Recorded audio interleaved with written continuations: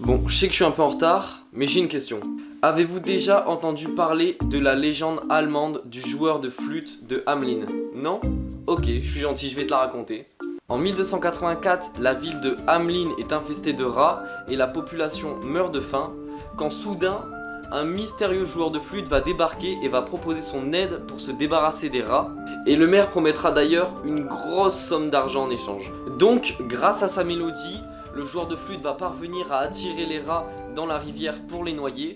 Malgré ça, le maire changera d'avis et décidera de ne pas payer le joueur de flûte, et quittera la ville pour revenir quelques semaines plus tard pour attirer les enfants dans une grotte et les faire disparaître à jamais grâce à sa flûte. Mais du coup, j'ai une autre question.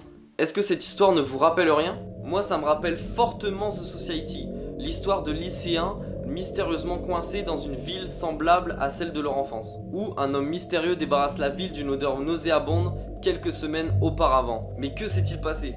On pourrait penser au hasard entre ces deux histoires, mais pas du tout. Je vais vous apporter encore quelques similitudes entre le conte et la série qui sont évidemment faits exprès, puisque Hamelin n'est autre que le titre de la série avant qu'elle soit commandée par Netflix.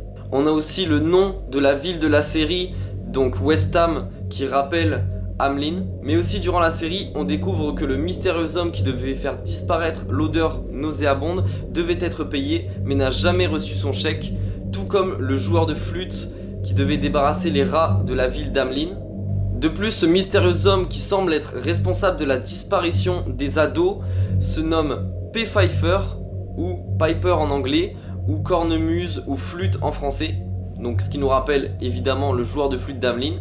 Du coup là, on n'a plus aucun doute sur l'origine de la série. Mais c'est quand même inquiétant, puisque dans le conte, on ne revoit plus jamais les ados, ce qui nous laisse quand même un peu imaginer la fin. Mais, un autre indice peut nous redonner espoir. À la fin de la saison 1, on peut voir une femme qui lit Peter Pan et le monde imaginaire à des enfants à côté des plaques commémorant la disparition des ados. Cette fin est intéressante puisqu'elle nous laisse imaginer plein de choses pour la saison 2, comme l'exploitation d'autres contes comme Peter Pan, écrit par James Matthew Berry.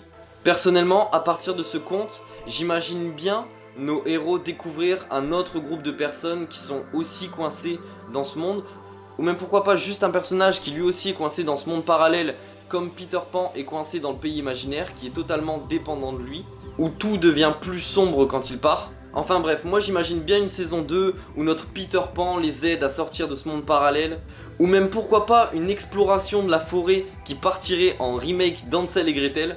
Mais bon, je pense vu le niveau de famine, ils vont juste grailler la maison en pain d'épices. En tout cas, je pense que chaque possibilité pour la saison 2 me hype. Donnez-moi la vôtre en commentaire.